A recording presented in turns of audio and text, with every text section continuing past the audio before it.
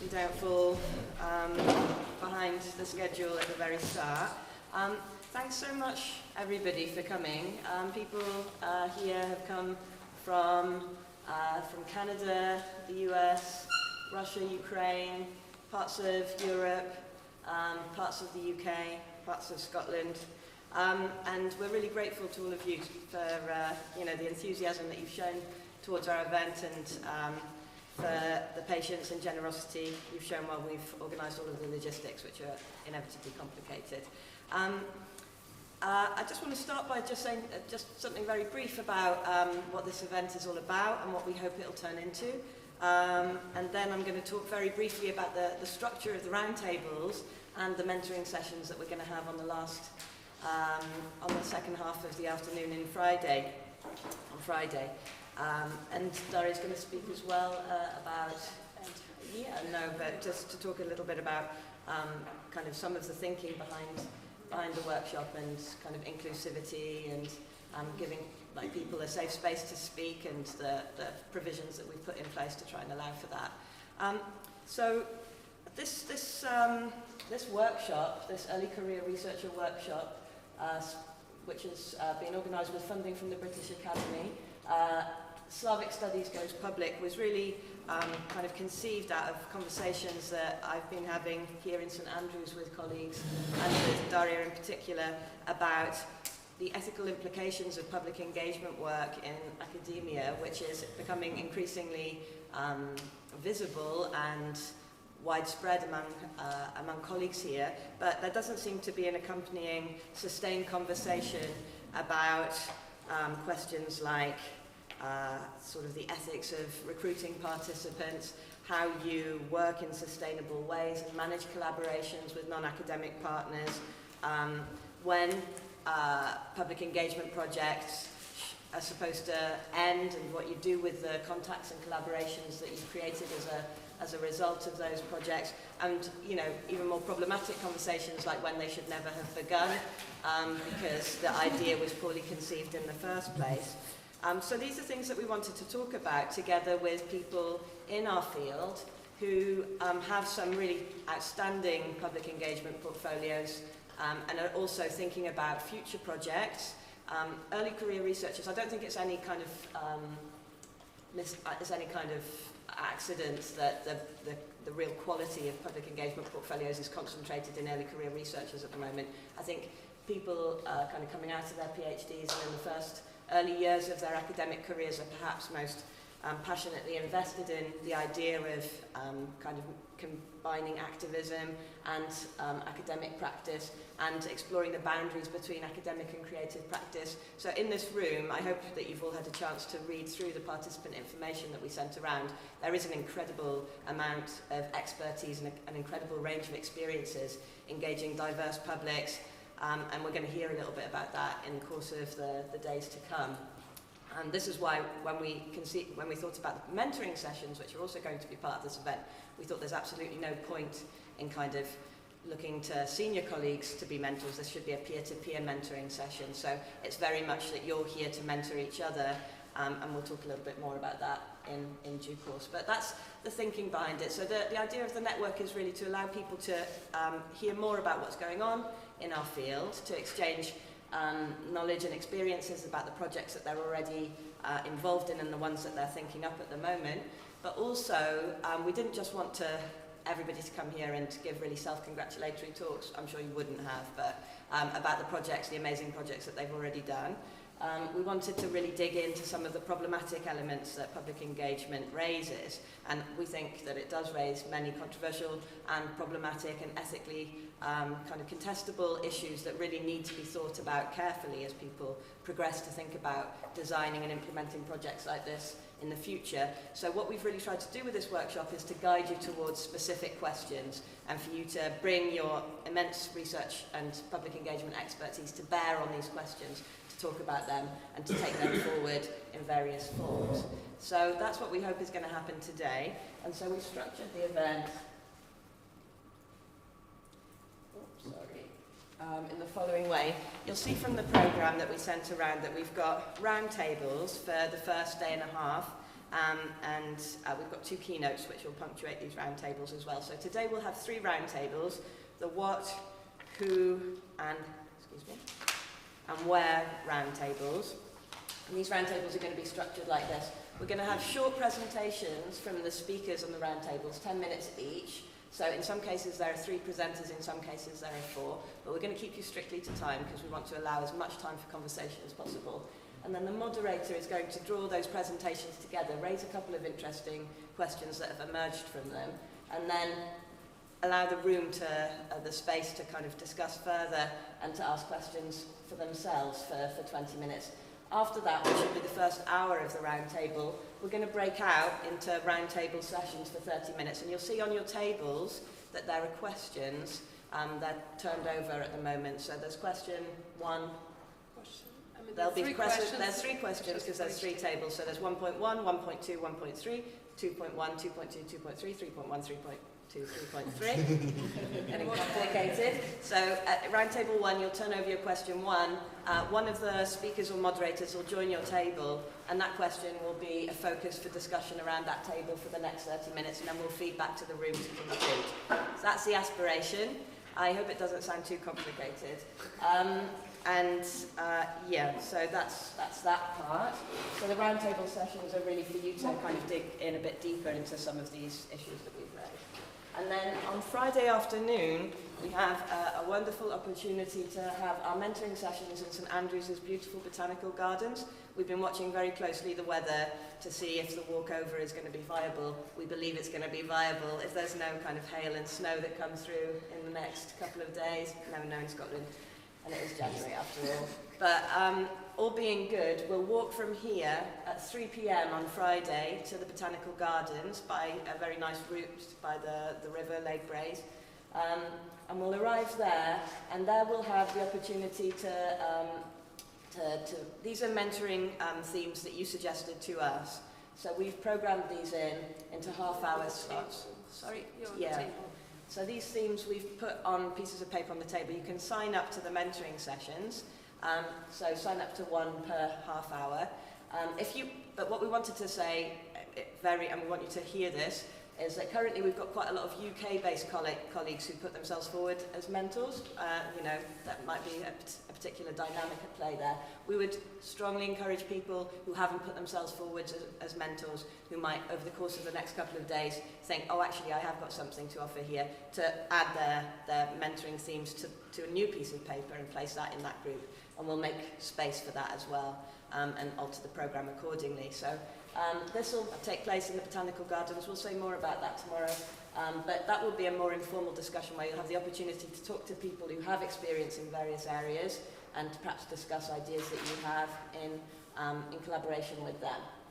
Okay, so that's, I think, pretty much all that I wanted to say. Yeah, just wanted to add that when we were conceiving the workshop, we thought of it also as a safe space in terms of,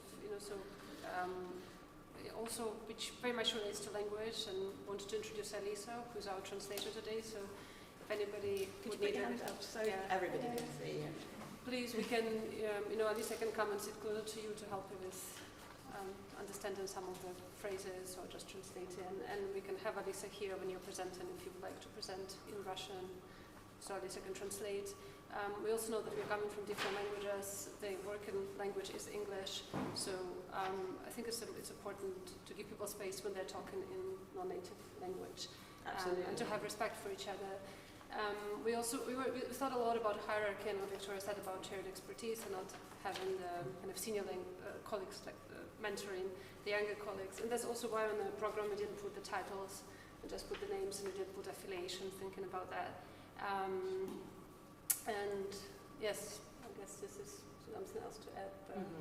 So just to reiterate what Darya says, we want people to contribute in the language that they're most comfortable in.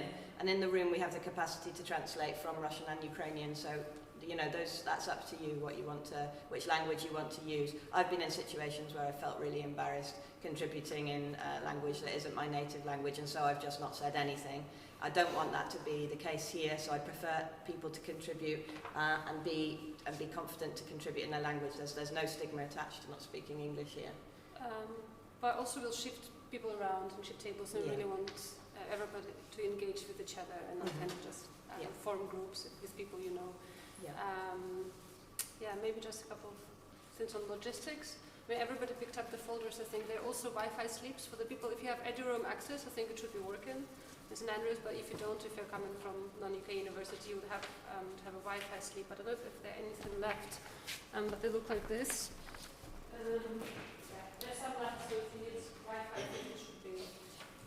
We need to get people's permission slips for the filming. Yeah, they're also in the folders, in the colorful folders, there's a video consent form. We would like to film this event and maybe publish it on YouTube on the Crucis website. So could you please sign it if you allow us to film you? If you don't, maybe just come forward and tell us. Yeah. So we know what else. Logistically, there's toilets. This is, I think, important because there's a problem with the gents' toilet on this floor. The ladies is kind of easy to find. So the ladies, you go out through this door to the left, through the glass door, and just go left. For the other toilets, it's a bit complicated. I don't know how to explain it. So you go through this door to the left. To the left, you will see A40 office. The next door to A40, you go up this gender-neutral toilet all the way up the stairs.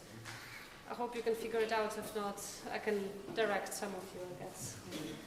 So we've made provisions for quite long coffee breaks and lunches because we want to give you as much opportunity to network, as the title suggests, and to make kind of connections with each other as possible. We might end up dipping into that if we run over. We're already running over. But hopefully there'll be sort of these long sessions where you can have an opportunity to talk to people more, because we understand that the presentations are short and you might feel that you want to know more about things, but that's why we put the long breaks in.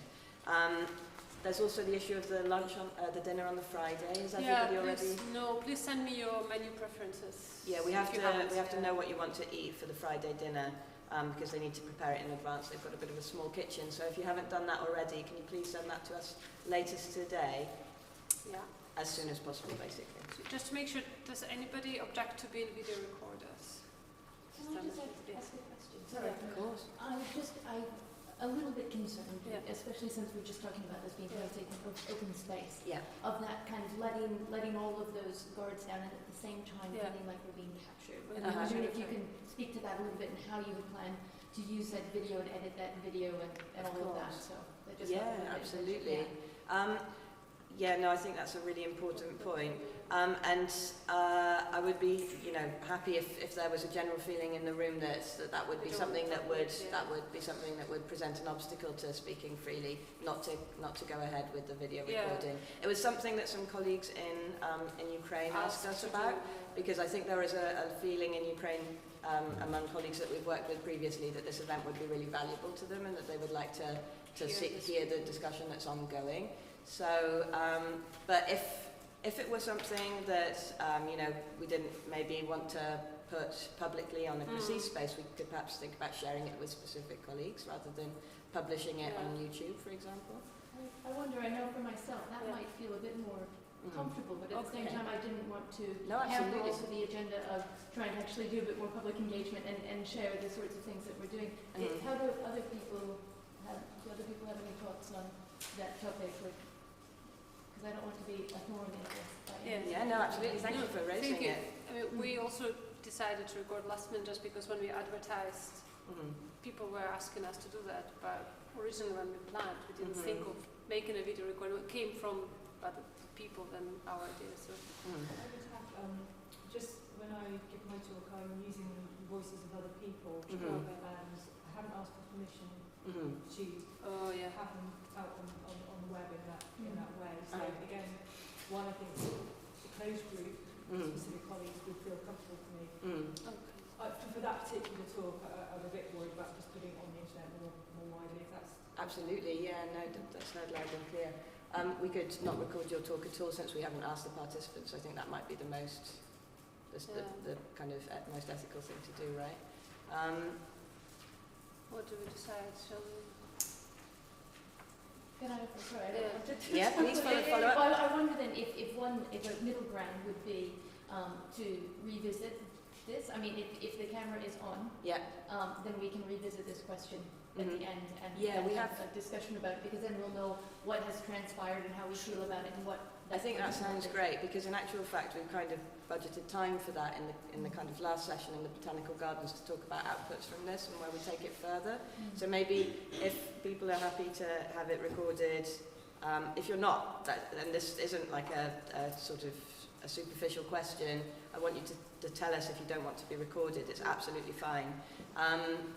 Then we could come back to it and think about what we do with that recording and how we could maximise its value in the ways that we wanted it to be maximised, rather than just putting it out there in the world.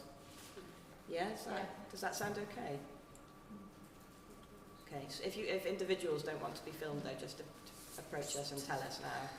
Okay. All right. Then in that case, let's move on to the first roundtable. So that's our speakers are Sofiya Gavrilova, Maria Voronchuk, and Precious Chatterje-Doody. Could you please come up to the front? Could you let me know, would any of you three not wish to be filmed? I'm happy to be filmed, but I think I've just realised actually there's a couple of sensitive things that maybe shouldn't be on YouTube, so I don't mind it being filmed and then we decide what to do later. All right. Are you happy for it to be filmed? Yes, of course. And Maria.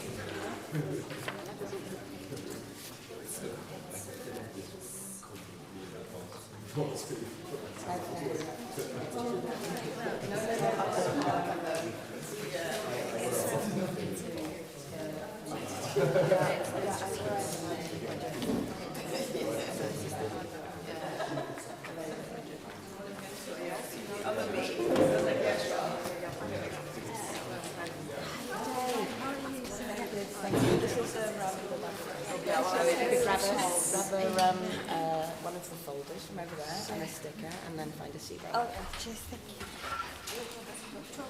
Yeah? Okay.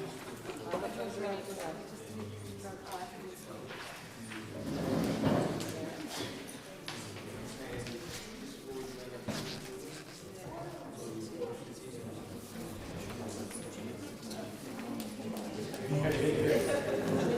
Unless anybody else there.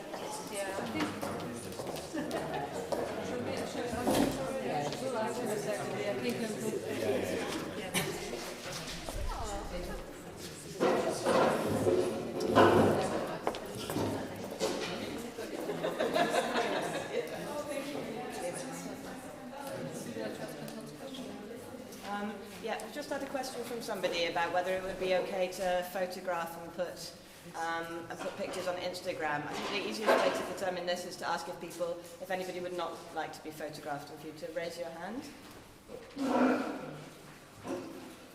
So I think everyone's happy to be photographed. Victoria. Oh, sorry. Yeah. A question. Yeah. We will give you sharing these pictures only if this goes back to output impact. Yeah. I want to share pictures of this event myself on a project website. Will some of them be shared, and then should I ask? So this is not a question that's currently coming from me. We weren't planning to photograph at the workshop, but Anton's just asked if participants can photograph and put publicise on social media. Is that okay, or does anybody not want to be photographed? Okay. Okay, I think that's a yes. Then. Okay, so our first speaker then is Sofiya Gavrilova. We're going to limit ourselves to 10 minutes per presentation. We're running slightly behind, but I'll try and keep you to time if that's okay. I think it will be shorter. Okay. So our first session is what? And we're talking here about the sort of outputs of public engagement, the tangible and intangible legacies of public engagement projects. What comes out, who determines the outputs, who determines how these outputs are used, some of these questions that we're just immediately discussing straight away spontaneously, and the politics that surround those questions. So I'm going to hand over to you straight away to talk about your work. Thank you very much, Victoria. It's an honor for me to speak first, actually. I'm a bit thrilled. And as the whole format or the gathering inspired us to be free and not to present anything in a boring form of a paper, of a research paper, And again, the majority of us and of you have an incredibly interesting background of art interventions, public engagement projects, activist projects. I decided actually to talk beyond my academic experience and my academic capacity as well, which I was not thinking about when I get the invitation. So please do not consider anything that I'm going to say now as a form of academic talk. Not an art talk as well, because I haven't been working for ages as an artist, and I'm not sure I can consider myself to be a working artist anymore. And for sure it's not an academic talk, because I'm not very certain, and because I'm too uncertain and unconfident in my position, and I don't want it to be a part of what I represent in academia. So just a talk. The proposed questions, what, honestly, has tricked me. Since the very moment when I started to think of it, I could not stop. I started to unwind my identity, layer by layer, started to dig into my memory, asking myself, what are you doing, why, for whom, and what are you expecting as a result? And this photo is from 2009, so it's basically 11 years ago. And this is my first art intervention which I did in a local museum in Aldan, which is in Yakutia, Central Siberia. And this is happening in a Kraevechesky museum in Aldan. And these are specific museums which, as I argue, create in Foucauldian terms a place. Yes, they represent the identity of a place. Aldan is situated in an area which were heavily affected by the system of Gulag camps. And there are still a lot of prisons there. But when you enter a museum, well, it's quite, unsurprisingly, you find nothing about the Gulag at all. And so when I went there in 2009, before I entered my art school later, I found a car, I was driving around Yakutian villages, and I was collecting the items, the remains of the Gulag landscapes, and putting them in the museum, a shoe, a can, a basket. I took all of these items in the museum and put them in a glass case alongside with several photos of the camps that I made as an artist. I want these pictures and these things to stay in the museum. I have no idea whether they're still there now. I have no idea what has changed for the community, if at all. So basically, it might be the case that they just were thrown away. I never been curious about that. I don't really care. I'm quite an indifferent person. Last year in 2019, so 10 years after these pictures was made, I finished my thesis in Oxford. And one of my main empirical chapters was about the representation of the Gulag in regional local museums. So this is exactly the thing that I was settling in the museum back in 2009. And you know when actually I made the link between these two events? Tuesday, 21st of January 2020, several days ago. I never thought of it before. I never put anything about this exposition in my thesis. It's just one of these black spots of the memory that was there when I was writing about the museums. For 6 years, while I was working with my thesis, I visited more than 40 museums across Russia and in Yakutia, and I never thought that I could go back to Aldan to check out my exposition. It just never crossed my mind. I never even was thinking of it. I never included Aldan in my case study list. So, going back to our question, what? Can I have the next slide, please? Can I say that I'm involved in the memory politics in Russia? Do I honestly believe that my artwork or my research, my activism, am I an activist, will influence how people live, think, and talk about the place where they live? Why even care about their place at all in the first place? Is it because I do not have my own? Will they create names and actually find the words to describe some of the places they are not now silenced about? Am I a linguist activist? Why is it important for me to have a name? Now, let us look at the picture. No, it's still this slide. This is one of the things, one of the part of the landscapes that don't have a name. Maybe it look familiar for some of you.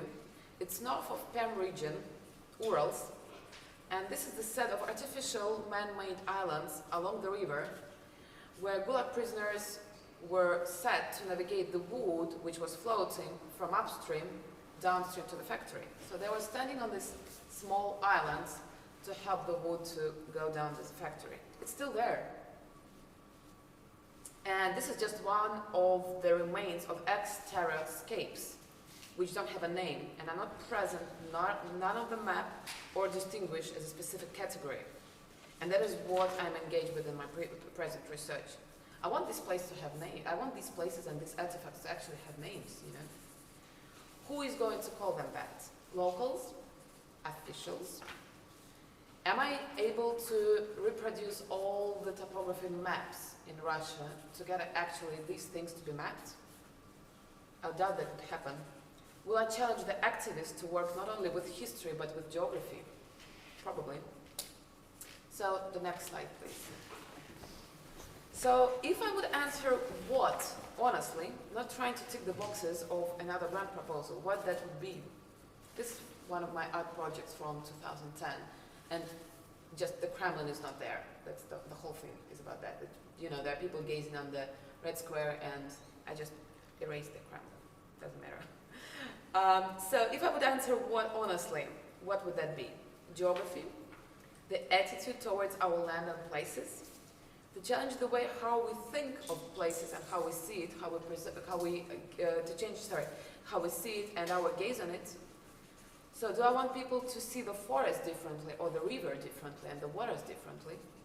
Do I have a capacity to tell people what they should live through their own land and how they should perceive their places and events where I actually never have been part of it?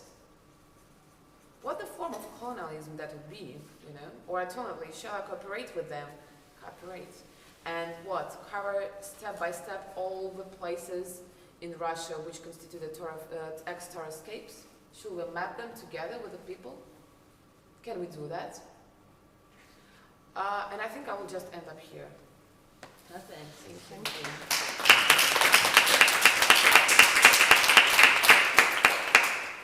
That's a great kind of set of reflections to start us off with, and you've kept brilliantly to time and modelled excellent practice for the rest of us.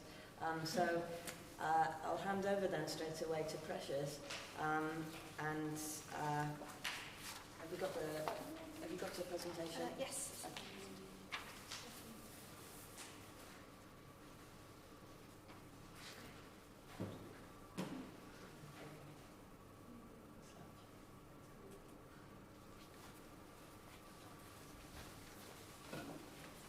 Okay, so I'm going to start off with sort of a disclaimer because the outreach type work that I have been doing is very much not in the creative bent, it's rather more technical. So I'm going to start with the apology and then I kind of don't have to deal with that later on.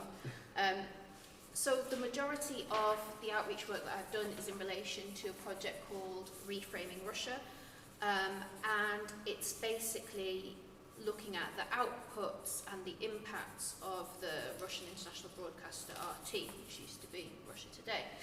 And in some cases, the investigation of the impacts has been looking at, say, social media comments. So in a way, the voices of the media consuming public are actually inherent within the research, sort of woven into that. But the idea of the project really is to engage with multiple different types of beneficiaries, so not just media audiences, but also policymakers, you know, how best can they kind of approach the RT phenomenon that they're so concerned about, also journalists and fact checkers, and try and promote evidence-based responses rather than kind of knee-jerk policy reactions. So the big aim is basically making nuanced and complex findings accessible and understandable to this variety of audiences, but the challenge is that not only do they have different needs, but they're also generally quite time poor and have very specific preconceptions about this problem. And so I'm basically going to take you through a series of cautionary tales from my own experiences for engaging in outreach for this kind of project where the entirety of the work you're doing is extremely politicised and your outputs are going out in a politicised environment. So that's really kind of the things that I want to focus on. So the three key issues or challenges that I kind of want to talk to are, first of all, politics or the politicised research environment. So how do you conduct meaningful outreach when the environment is so politicised and when assumptions or preconceptions are very much implicit in any audience interest in your research, essentially? So, for instance, to engage with the general public on issues about kind of Russian propaganda, as it's so frequently termed, then you have to kind of tap into debates and frames that you might actually want to challenge. So in the case of this project, that would be the idea that RT is some kind of effective foot soldier in a Russian information war. In fact, it's not that effective, and it's not that organised. But to actually garner any sort of interest, you almost have to plug into debates that you would rather distance yourself from. So that was one of the key kind of challenges that I've found so far. But also there are some key empirical problems as well, because in an environment of rapid empirical change and this kind of politicised context, then you're obliged to have some kind of responsiveness or flexibility to deal with changing situations and make your research relevant to that, but also you can't then be losing sight of the overall long-term research programme. So for instance, during the course of the project, we've had various rupturing events like the poisoning of the Skripals in Salisbury, the British broadcast regulator Ofcom sanctioning RT. All of these were very relevant to the research. All of them kind of demanded or offered an opportunity for comment, but then how do you engage with that whilst also not derailing the big picture? So kind of basically in undertaking that kind of balancing act, I think a couple of questions became really apparent. So first of all, how do you maintain the legacies of your engagement work in this kind of politicised environment and rapid reaction environment? And one of my cautionary tales was basically two articles that I wrote for the Washington Post's politics blog. One of these was about the Skripal poisoning and how audiences had reacted to that. Now, as it happens, luckily for me, that week I'd been with my colleague consolidating a lot of audience data research. Then the interview hit, and it was a lovely plug, a lovely hook to talk about that research. So we kind of packaged it within a discussion of how that interview went down, and it really made sense. It went down very well. It was, I think, the 10th most widely read of their blogs that year. And I think that is a successful engagement where people were talking about the topic. It has a headline kind of item in the news that people want to listen to, want to engage with, and then you can actually influence that debate with genuine research. On the other hand, a second blog for the same outlet, we wrote about the idea that RT had promoted the Nigel Farage phenomenon in the UK. Now, it was kind of done slightly hurriedly, sort of responsively. It wasn't so fortuitously timed in terms of what we were already doing.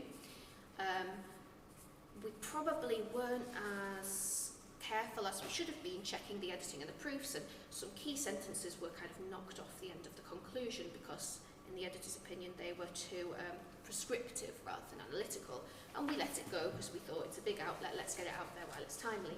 And that was a massive mistake. So cautionary tale number one is be really realistic about how your research is packaged when you're not always necessarily completely in control of that. Because then it came back that some debates that we were plugged into with a very high profile journalist, we ended up in quite a protracted discussion with this journalist about the implications of how that had been packaged, all because we didn't check the final edits.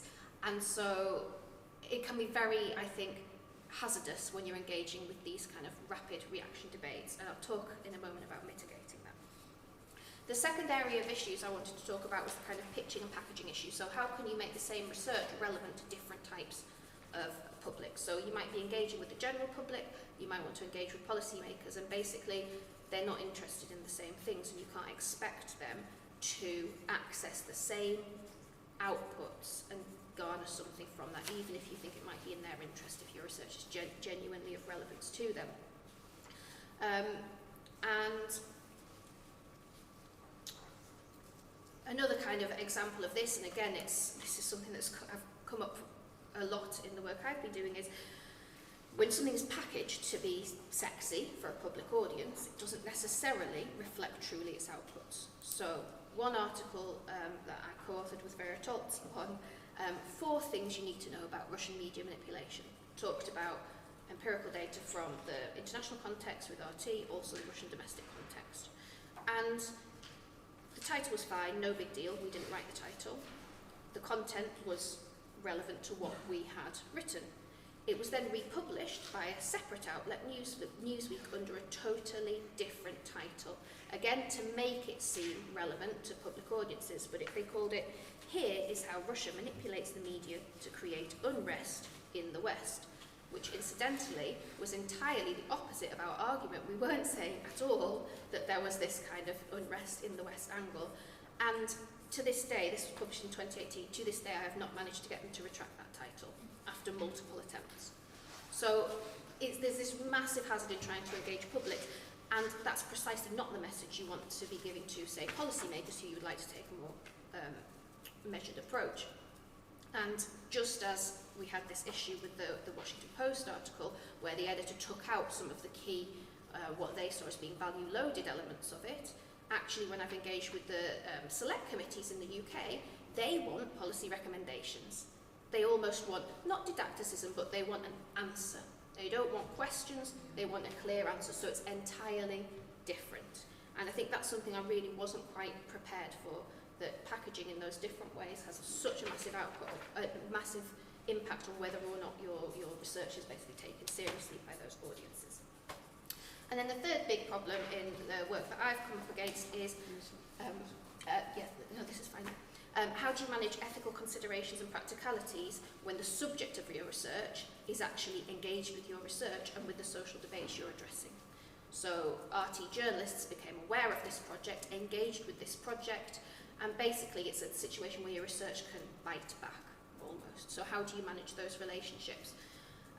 Because for me it was important to have some sort of relationship with the network, to have, understand institutional factors, get inside kind of information about how that worked, and not to a priori decide that these journalists are different to any journalists anywhere else, okay? That for me is quite a crucial part of research, is to do the research.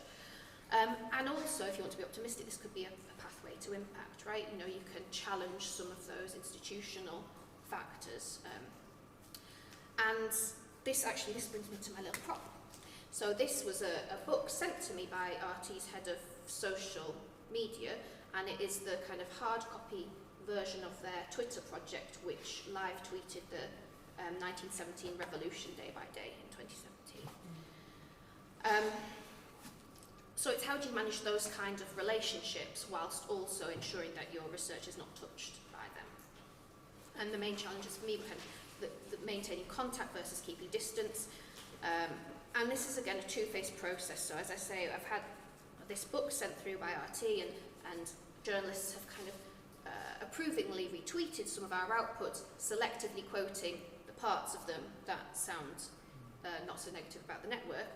On the other hand, RT America used the Skripal Suspects Interview Washington Post article in one of their slideshows of Russophobia in the media. So it's a very, it's an absolutely two-phase process, and you really can't kind of control that in a way, I think, when you're engaging in this kind of politicised research.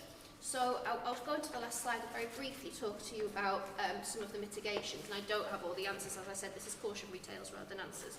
So first of all, I think with this kind of thing, you have to use the news cycle, not let it use you. As in that first example, you could tailor signposting for written outputs to meet current news needs, but don't try and tailor the content. And manufacture opportunities to disseminate the research you want to. My friends Ilya Yardlikov and Elizabeth Schiff did an article at the last UCU dispute where they compared British newspaper coverage of striking academics to Russian domestic media smear campaigns, basically. So that was their own research that they had a massive background in, just repackaged to something relevant, and preempt the timely interventions that will make your work kind of more relevant, more meaningful, so anniversaries that are coming up. And for pitching and packaging, I think tailor and target, so make sure that the outputs you create are specifically for those audiences, and be realistic that you're never going to be writing the headlines, so you might need to use social media to kind of defend your position when it's been misrepresented. And then finally, the idea of distancing, so I think teamwork here I found to be very useful, so maintaining multiple institutional relationships with different individuals so that when something goes sour, somebody else can kind of pick up in a cycle. And be extremely open about those relationships and tactics. So if there are questions about appropriateness, so in my case whether or not it's appropriate to engage directly with RT journalists, which many people think is beyond the pale full stop, well, I've got a reason for doing that. I will happily defend the logic behind that and be honest about it, so I am doing it and this is why. So I think if there are any kind of ethical implications in that regard, you do have to be upfront and open about them. And that's it. Thank you.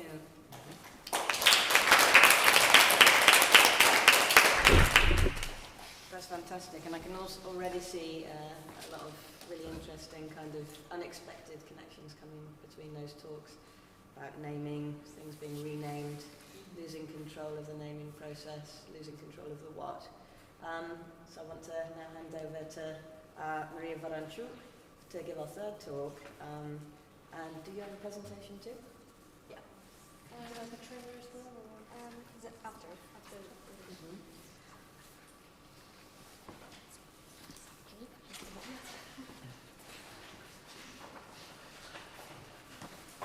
Try to use a lot of methods to present this project and our experience. It's a project mining stories from eastern and western Ukraine. It's about mining families. Actually, I'm started from my personal experience because I'm from Donetsk region of Ukraine, from the mining town.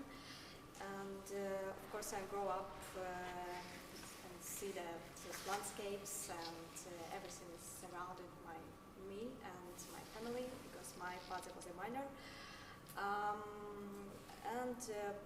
When in 2014 I moved to Lviv region in western Ukraine, I started to discover the industrial heritage of this region. And because everybody knows it's like in Ukraine also that Donbass is a kind of industrial capital of our country, but nobody knows that Western Ukraine is also like popular in coal mining industry. That's why it was like was the idea to compare life of miners in East and West Ukraine. To try to collect the life stories of families and try to find the common features of and common history of these places. We wrote the project in 2016 with colleagues. It was like a volunteer initiative with any money support and grant support, and we started to think about how to involve more people in this project and how to work with community in this case, because mining community is really close. You have to be more acceptable in this kind of places, and because we started to find out how we can organize it. And realize that the methods which we can use in our project is oral history and a video. It's like a medium which we can use, and photography. To collect the stories, we involved the volunteers from mining communities, but to make it more clear, we started to think about methodology and also the workshop for volunteers, because they don't have any backgrounds in social projects and how to make an interview with people. So we organized workshops for volunteers, and then we involved them to collect the stories of their families, of their friends or relatives who are connected with coal mining industry. It was really interesting to involve like almost 30 families in this project, mining families, also from eastern and from western Ukraine. And the age of the people was around 20 and 90 years old. One of the oldest miner, he was 19. And it was like, and we like made it during the expedition in this region. It was take like many others results to not just to compare the life, but to find out how the landscape, this kind of things is have the influence on people who are living in the small communities, more industrial towns and cities, and of course to understand why they choose this profession, because of no other options. The work with volunteers was not really easy for us because we had to teach them how to collect the oral history and how to use the methods of interview with people, how to collect the stories, and then how to make the final authorization of the stories. We create the project not just about the stories, but also about videos. If you see this with a like online map of the stories, unfortunately it's just in Ukrainian and Russian language.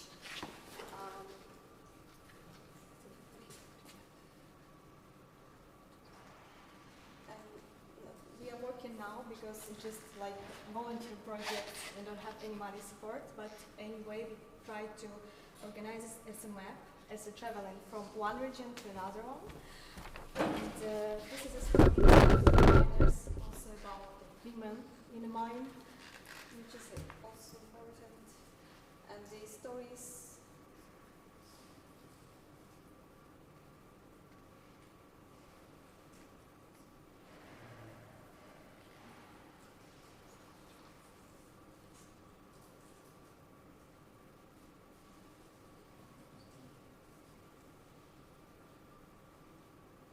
We visited their houses, tried to talk to them, tried to see how they live, because it's more about life, not just about working experience in the mine.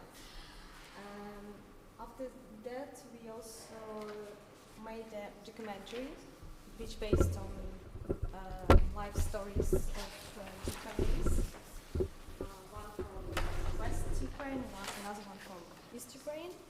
And I also would like to show you the short teaser of documentary. Everything is open online. It's like online archive, where you can read the stories, watch the video, and watch the movie.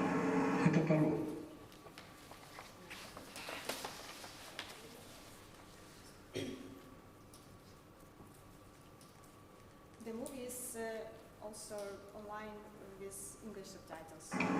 Это пароль. Что, не видишь? Это пароль.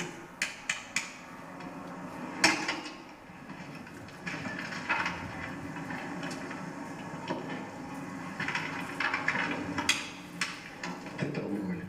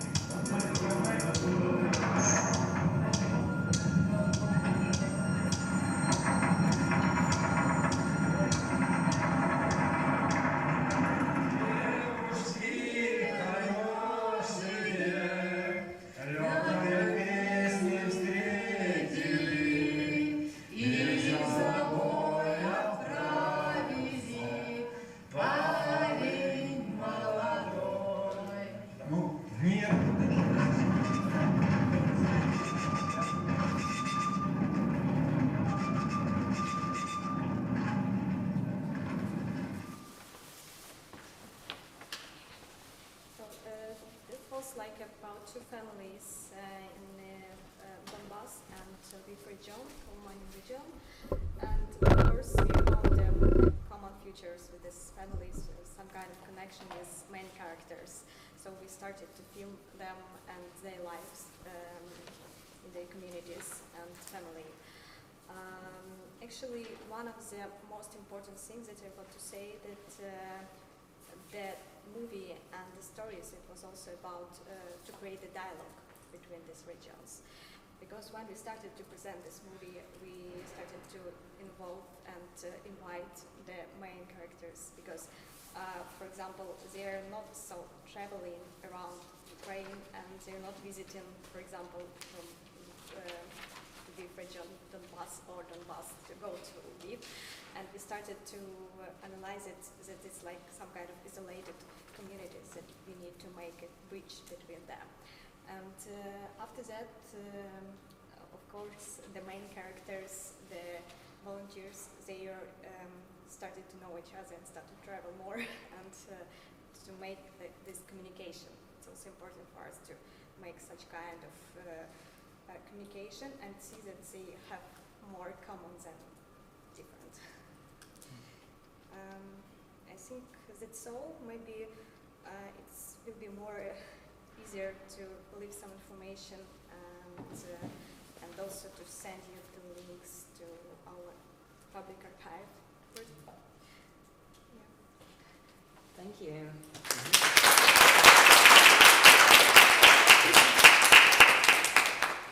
Okay, I'm going to just try very briefly to kind of draw out some threads from those three presentations, which they're just indications of projects that are absolutely fascinating, and I feel like we can dig in much more into all of those projects and explore them. And I would actually really recommend that anybody who has kind of links or information about the projects that they're involved in, give them to us to present on that table over there, so that we can disseminate that a bit more visibly among the people who are in this group. But we also have obviously the participant information where you can talk in a bit more depth about the work that you're doing. So I think probably I might just come back to some of the questions that Sofiya asked so elegantly in her first presentation. These questions about,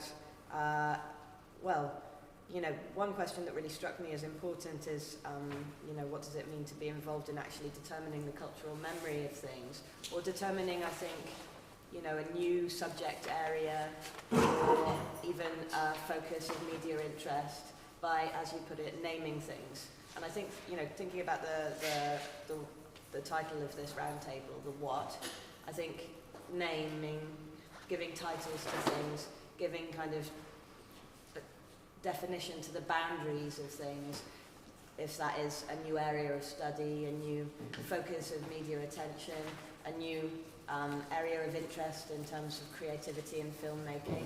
I think that's something that perhaps connects all three of these and is kind of inherently linked to this question of what.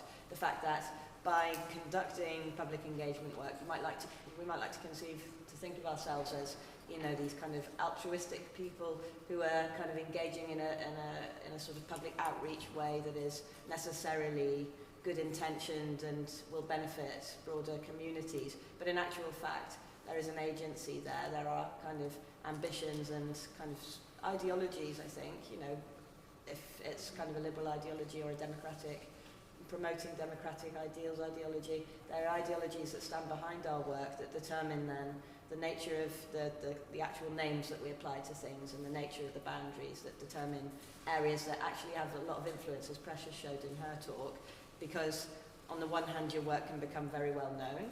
I know that your film has been widely shown in Ukraine and that's fantastic, I think, but also that determines the actual appreciation and the gaze, as Sofiya put it, on that particular topic. And I know, having worked with Izolyatsiya, and I know Svetlana probably will talk to this as well at some point, working now with Izolyatsiya and Donbass studies, that there's been a lot of issues to do with creating this idea of Donbass studies, the fetishization of Donbass, as a kind of unit that is quite specific, whether that's helpful or detrimental to the political cause of kind of reintegrating that region within Ukraine.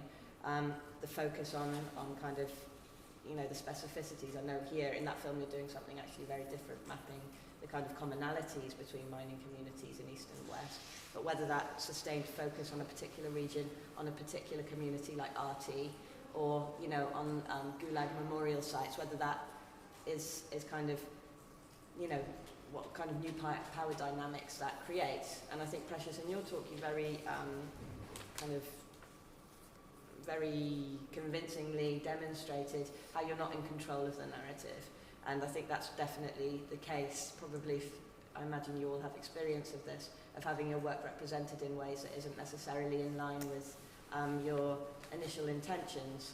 And that is, you know, something, it's a reality that we live within. I think it's really helpful for you to outline the ways in which you can kind of resist those mechanisms. But in actual fact, one has to know that that is what's going to happen, that potentially, even though you may kind of set off with the intention not to do harm, that harm will be done because you won't be in control of where your work goes and the titles that are put on it. So those are just some general reflections. They're not really kind of questions to you, although I would be interested to hear more, and I think this is a question we'll come back to, about the relationships that you talked about, your relationships with these families and the volunteers, your relationship with the RT community, and your relationships with you know, the heritage practitioners and museum curators who work within these museums, who you have collaborated as a linguistic activist or a collaborator, how you maintain, sustain those relationships, how you end those relationships.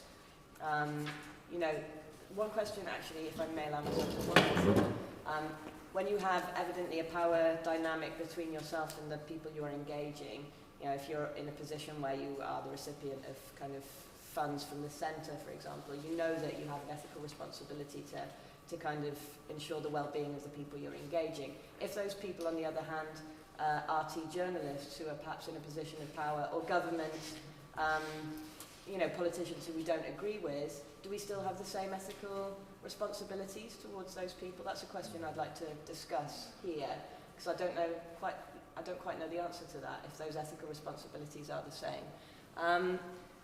Okay, so with that, maybe I'll just draw my remarks to a close, and what I'd like to do is just take a cluster of questions and then hand back over to you and do that maybe for the next, we have 15 minutes, so we're keeping quite nicely to time.